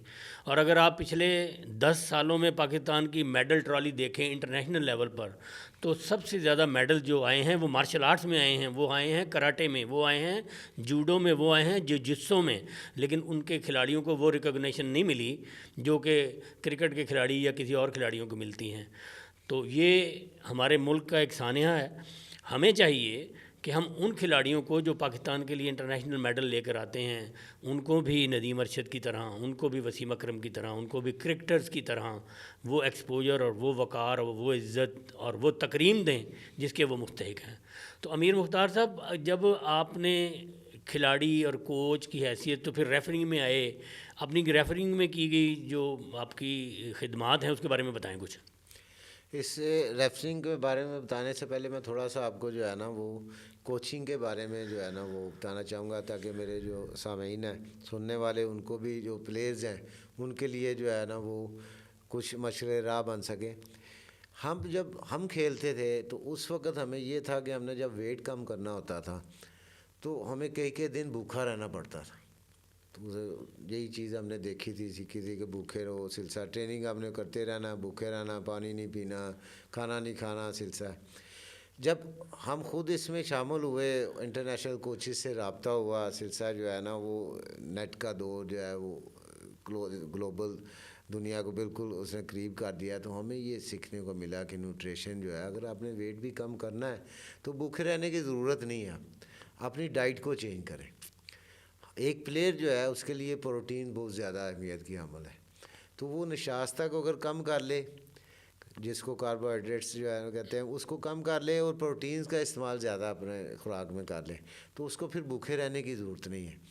वो फिर उसकी जो है ना पावर भी बनती रहती है, स्ट्रेंथ भी बढ़ती है, और उसके साथ साथ जो है ना उसका वेट भी वो जितना रिड्यूस करना चाहता है वो हो जाता है। ये बहुत ज़रूरी है। अब भूखा रहना, सिलसिला करना, वक्त पर जो है वो एकदम से वेट कम करेंगे तो फिर कमज़ोरी हो जाएगी, फिर आप कंपटीशन में जो है ना अपनी वो जीत जो है ना वो हासिल नहीं कर सकेंगे। तो पहले से मेंटेन करेंगे इसको, जो है वो अपनी डाइट में आप जो है वो प्रोटीन का इस्तेमाल ज़्यादा करेंगे, कार्बोहाइड्रेट्स मीठे का जो है इस्तेमाल कम कर देंगे, तो उससे जो है ना आपको मदद मिलेगी, आपका वेट भी रिड्यूस होगा और पावर में भी कमी नहीं आएगी। अमीर साहब, जिन्हें अभी रिसेंटली आपने जिसो की कामयाबी को जिक्र किया, मैं ये चाहूँगा कि वो जो मेडल विनर्स थे, अगर आपको उनके कोई नाम याद हो तो हमारे व्यूअर्स को ज़रूर बताएं कि कौन सी वो बच्चियाँ थी जिन्होंने मेडल जीते और कौन से वो बच्चे थे जिन्होंने मेडल जीते, क्योंकि आप उनकी टीम का हिस्सा थे, कोच थे, ऑफिशियल गए थे उनके साथ। जी, ये बिल्कुल मेरे लिए फ़ख्र की बात है। इसमें सबसे पहले तो मैं ज़िक्र करूँगा खलील अहमद ख़ान साहब का। वो उन्होंने हमें ऐसा मोटिवेट किया हुआ था कि वो जब भी आते थे हमें जो है ना वो लेक्चर देते थे, तो उनका ये हमारे कोचेज़ के लिए अलहदा जब हमारी बात होती थी और टीम के साथ भी जब बात होती थी, तो वो ये कहते थे कि सिर्फ गोल्ड, मुझे गोल्ड चाहिए, गोल्ड से नीचे तो वो कंसीडर ही नहीं करते थे। हम बड़ा कहते थे कि सर सिल्वर भी हमें जो है विक्ट्री स्टैंड पर है, ब्रॉन्ज भी कर, टारगेट हाई रखते थे वो टारगेट हाई, वो उसी से हमारा मोराल बंद उन्होंने किया। उन्होंने कहा नहीं, अगर गोल्ड जो है मेरे नज़दीक, खलील साहब कहते थे कि मेरे नज़दीक जो है वो गोल्ड जो है वो मेडल है, बाकी मेडल नहीं है। तो उनका ये जो था मोटिवेट करना हमें, और इस तरीके से हमें ट्रेनिंग भी हमने करनी कि नहीं अब गोल्ड लेकर आना है, तो वो हमें वो बहुत ज़्यादा हेल्प आउट हुआ इन कामयाबियों में, इन मेडल्स में। तो मेरे लिए आसानी ये हुई कि मैंने जैसे आपको बताया कि 2004 में हमने वुमेंस की टीम जो है स्टार्ट की जूडो में। जूडो और जिजित्सो क्योंकि मिलती थी, इसीलिए जो है ना मैं भी जो है ना इस तरफ आया।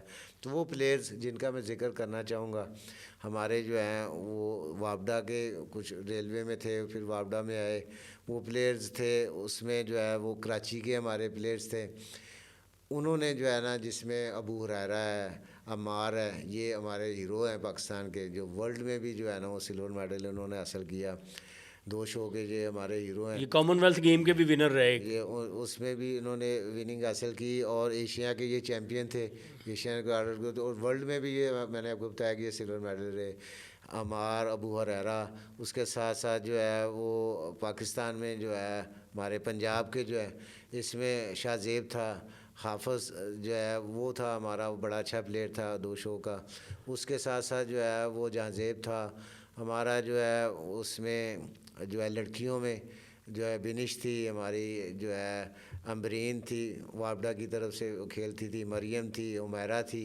ये वो हमारे हीरोज़ हैं जिन्होंने जो है इंटरनेशनली तौर पर जो है ना वहाँ पर जाकर फतवात का सिलसिला जारी रखा और मेडल हासिल किए।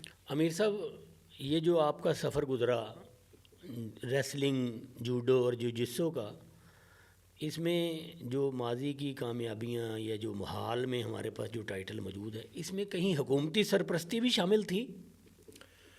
जी, शुरू में जब हमने ये स्टार्ट किया तो उसमें हुकूमती सरपरस्ती रही है, लेकिन उसका तसलसल नहीं रहा। तसलसल ना रहने की वजह से जो है ना, हमें सपोर्ट किया हमारे जो है वो बहुत सारे दोस्त अहबाब ने जो स्पोर्ट्स लवर थे, वो सपोर्ट करते रहे। अगर तसलसल हमारा जो है वो हुकूमती स्पोर्ट्स हमें जो है मुसलसल रहती, तो एक खिलाड़ी जो है वो मुसलसल ट्रेनिंग में रहे तो उसकी परफॉर्मेंस जो है वो दिन ब दिन बढ़ती जाती है। अगर वो मुसलसल ट्रेनिंग में नहीं रहता तो उसकी परफॉर्मेंस जो है वो पीछे की तरफ जाती है। तो ये तसलसल अगर हुकूमती हमारा होता, हमें जो है ना वो सपोर्ट मुसलसल जो है मिलती रहती, तो जिस तरीके से टीम में लोग इतना ज़्यादा पैसा खर्च होता है, टीम इवेंट्स जो हैं उसमें जो है मतलब फुटबॉल हो गया, हॉकी हो गई, क्रिकेट हो गई, ये जिस चीज़ें हैं, इंडिविजुअल जो मार्शल आर्ट है इसमें हर बंदा जो है अपने अपने वेट में मेडल लेके आता है। पूरी टीम का इसमें जो है वो तसलसल नहीं होता कि पूरी टीम जीतेगी तो जो है ना वो मेडल मिलना है। इसमें हर वेट में अलग-अलग कैटेगरी में जो है ना वो मेडल्स होते हैं। तो अगर हुकूमती सपोर्ट हमें जो है उसका तसलसल अब भी जो है, अगर वो हमारी सपोर्ट पूरे तरीके से हमें जो है वो सपोर्ट किया जाए, हमारा मुसलसल कैंपिंग जो है वो स्टार्ट हो, बाहर जाने के प्रॉब्लम्स होते हैं, बाज़ औक़ात ये होता है कि वो खिलाड़ी जी अपने ख़र्चे पे जाएंगे, हुकूमत सपोर्ट नहीं करती, उसकी वजह से हमारा बहुत सारा टैलेंट रह जाता है। जो माली जो है हैसियत नहीं होती उनके जाने की, तो वो बेचारे नहीं जा सकते। अगर ये हुकूमत जो है ना हमें सपोर्ट करे, वो सिलसिला हमारा ये चलता रहे, तो टैलेंट जो है वो दिन ब दिन ज़्यादा बढ़ेगा और बहुत ज़्यादा मेडल जो हैं, जैसा कि आपको मैंने बताया कि बहुत हमारी अच्छी अचीवमेंट है। और इसमें साथ साथ मैं ये ज़िक्र भी करना ज़रूरी समझता हूँ अपने साथियों का, जिनके साथ साथ जो है ना वो जिनकी बहुत ज़्यादा काविशें जो हैं हमारी इस जिट्सो को जो है वो साथ लेके चलने की। जूडो में मसूद साहब हैं, वो जब से आए हुए हैं सेक्रेटरी बने हैं, फिर वाइस प्रेसिडेंट भी रहे हैं, उन्होंने बहुत ज़्यादा मेहनत की है। कागजी कार्रवाइयों में, दफ्तरों में जाना, पाकिस्तान स्पोर्ट्स बोर्ड से जो है ना वो जो है नेगोशिएशन करना, उनसे जो है ना वो फ़ंड्स लेने, इन चीज़ों में जो है ना बहुत ज़्यादा मेहनत करते हैं। इसी तरह जुजिट्सो में खलील अहमद ख़ान साहब के साथ साथ, वैसे उनका मैंने बताया कि उनकी मोटिवेशन बहुत ज़्यादा थी, हमेशा हमें जो कहते थे गोल्ड मेडल लेना है, इससे जो है ना वो कंप्रोमाइज़ नहीं है। उसके साथ साथ जो हमारे मेडल्स विक्ट्री स्टैंड पे बिठाने के लिए जो है वहाँ पर खड़ा करने के लिए तारक साहब हैं जो इस वक्त मौजूदा जनरल सेक्रेटरी हैं कराची के, 2 शो के वो कोच थे, उन्होंने बहुत ज़्यादा मेहनत की और हमेशा से जो है ना वो पाकिस्तान चैम्पियन रहा, पाकिस्तान ने गोल्ड मेडल्स हासिल किए, पाकिस्तान को विक्ट्री स्टैंड पर खड़ा करने के लिए बहुत ज़्यादा उनकी कोशिशें हैं। शबीना सईद की बात करूँगा, वो हमारी पहली एशियन जो है वो चैम्पियन हुई, बहुत ज़्यादा मेहनती लड़की थी। उन्होंने जब तक वो खेलती रही, उन्होंने माशाल्लाह गोल्ड मेडल्स हासिल किए। एशिया में से जो है ना वो पहले गोल्ड मेडल्स लाने वालों में वो शामिल थी। और उसके बाद जब हमारी टीम में शामिल हुई, वो पाकिस्तान पंजाब की जो है वो सेक्रेटरी भी रही, बहुत ज़्यादा मेहनत की, बहुत ज़्यादा काविशें हैं उनकी। उसके साथ साथ जो है लियाकत अली हैं वापडा के, उनकी बहुत ज़्यादा मेहनत है, वो जो है हमारे साथ रहे। जो है फ़याज़ फ़रोज़ है, वापडा टीम का कोच है, उसकी बहुत ज़्यादा मेहनतें हैं, वो हमारे साथ जो है ना वो सिलसिला रहे, प्लेयरों को जो है मोटिवेट करना, उनको ट्रेनिंग दिलवाना, इन चीज़ों में वो हमारे साथ रहे हैं। इसी के साथ काज़म साहब हैं हमारे बलूचिस्तान से, वो डायरेक्टर जो है ना रेफरिंग भी जो है वो रहे, एशिया के डायरेक्टर भी रहे। उनकी बहुत ज़्यादा जो है काविशें हैं हमारी जो है वो टीम को साथ लेकर सपोर्ट देना, उनको हमेशा वो महमूदुल हसन साहब रहे, महमूदुल हसन साहब हैं पंजाब के सेक्रेटरी रहे हैं, उन्होंने बहुत ज़्यादा जो है ना वो सपोर्ट किया है। तहसीन साहब हैं KPK के, वो अब डायरेक्टर रेफरिंग जजिंग भी है, उनकी बहुत ज़्यादा मेहनत है।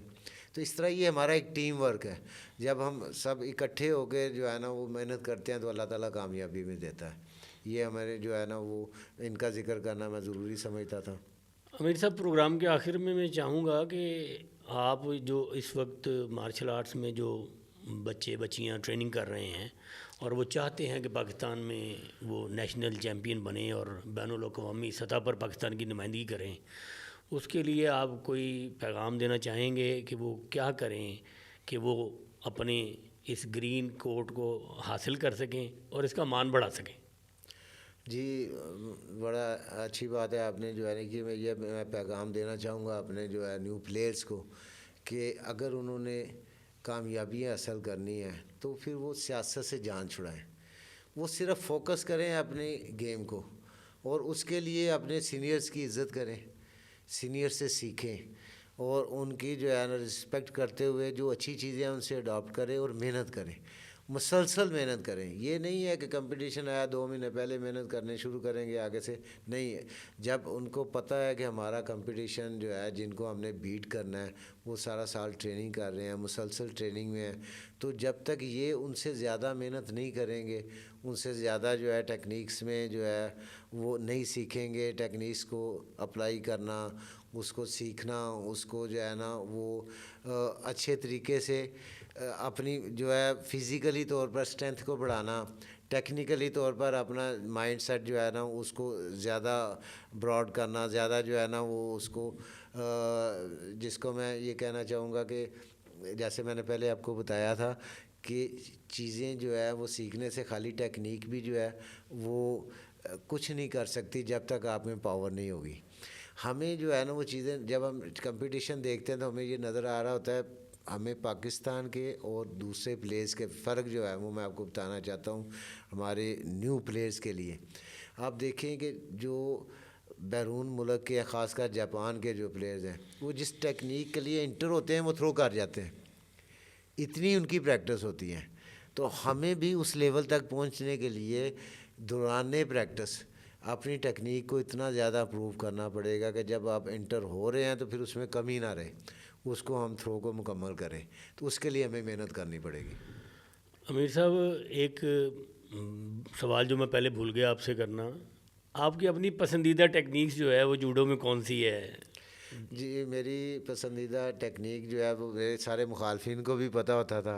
सोया नागी जो है जापानीज़ ज़ुबान में इसको कहते हैं, और धोबी पटका जो है वो इसको पहलवानी में कहते हैं। पहलवानी में धोबी पटका और जापानीज़ में सेओनागी। सोया नागी। और ये मुझे मैंने आपको जैसे बताया कि जापानीज़ कोचेज़ ने मुझे 75 तरीक़ों से सिखाई।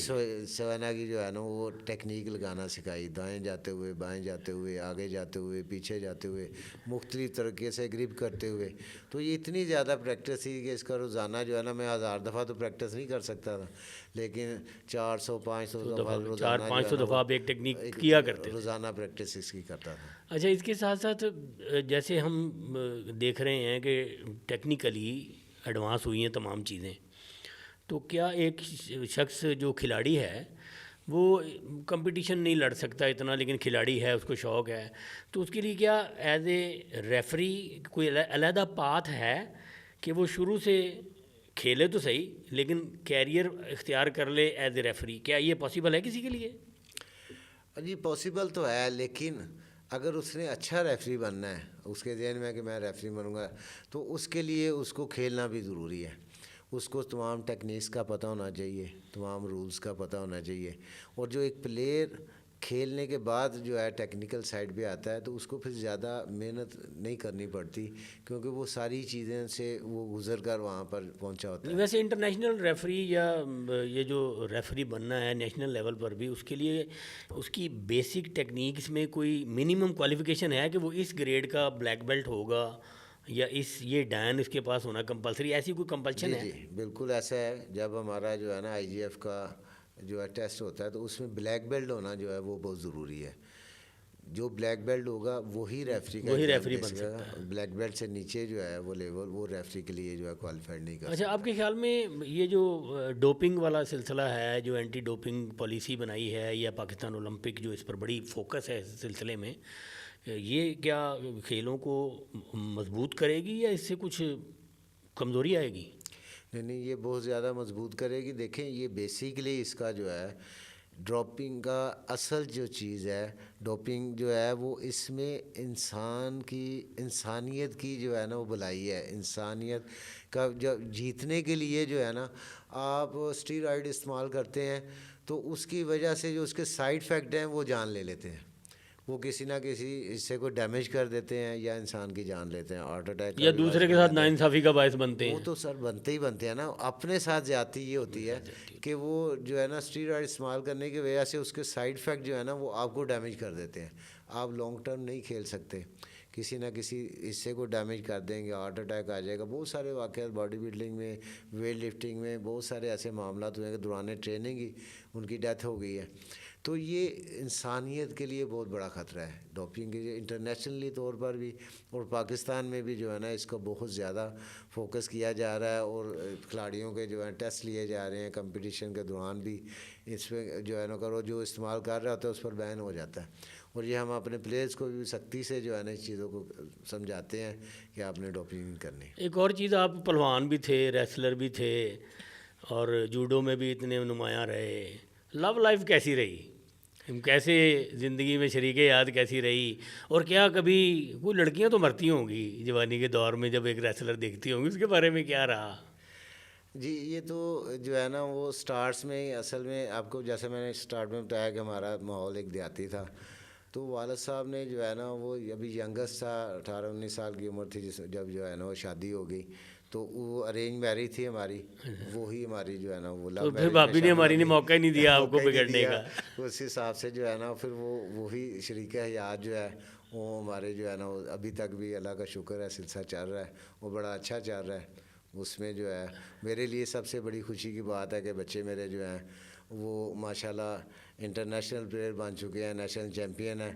ये अच्छे कोच के लिए ज़रूरी नहीं होता कि उसके बच्चे भी जो है ना अच्छे प्लेयर बन जाएं। तो ये मुझ पर अल्लाह का करम है कि जब मैंने दूसरों की खिदमत की, दूसरों के बच्चों तो आपकी तीसरी नस्ल जो है वो भी चैम्पियन बनी। वो माशाल्लाह पाकिस्तान के भी चैम्पियन है और बाहर से भी जो है ना एशिया में से मेडल जो है ना वो लेके आ रहे हैं। व्यूअर, मैं इस प्रोग्राम के हवाले से आपको बताता चलूँ कि जैसे अमीर मुख्तार साहब ने बताया कि ये रेसलिंग से आए जूडो में और फिर जिu-जित्सु में। दो चीज़ें मैं यहाँ अपने व्यूअर की मालूमात में इजाफ़ा करने के लिए बताना चाहूँगा। एक तो खूबसूरत बात थी कि देहाती बैकग्राउंड और पहलवानी का माहौल। कभी अमीर मुख्तार की ज़ात में मैंने तकब्बर नहीं देखा, वरना जो फिज़िकली वेल बिल्ड या चैम्पियन होते हैं उनके मिजाज में कोई तकब्बर आ जाता है। मैंने कभी इनकी ज़ात में वो तकब्बर नहीं देखा। और इसके अलावा जो एक बड़ी टेक्निकल बात जो थी, इन्होंने वक्त के साथ साथ इवॉल्व किया और मॉडिफाई किया अपनी टेक्निक को। और मैं उस दौर में इनके साथ रहा हूँ जिस दौर में ये कन्वर्ट हो रहे थे रेसलिंग से जूडो में और जापानीज़ कोचेस ट्रेनिंग करवाया करते थे। तो उन 6 या 8 पहलवानों में से जो गुजरांवाला से हमने जूडो को प्रमोट करने के लिए जूडो में दाखिल किए थे, उनमें सबसे शार्प जो टेक्निक को सीख जाते थे या जो नई टेक्निक को इख्तियार करते थे वो अमीर मुख्तार थे। अगरचे ये उस वक्त बहुत हैवी वेट नहीं हुआ करते थे लेकिन उस वक्त एक बहुत बड़ा कंपटीशन होता था पाकिस्तान में जूडो का, जिसमें ये बात बड़ी नुमायाँ थी कि एक टेक्निकली साउंड नौजवान अपने से 4 गुना ज़्यादा वज़नी पहलवान को, जैसे इन्होंने जिक्र किया कि यूसुफ अलूदे वाले जहांगीर साहब हुआ करते थे, उनको इन्होंने फेंका।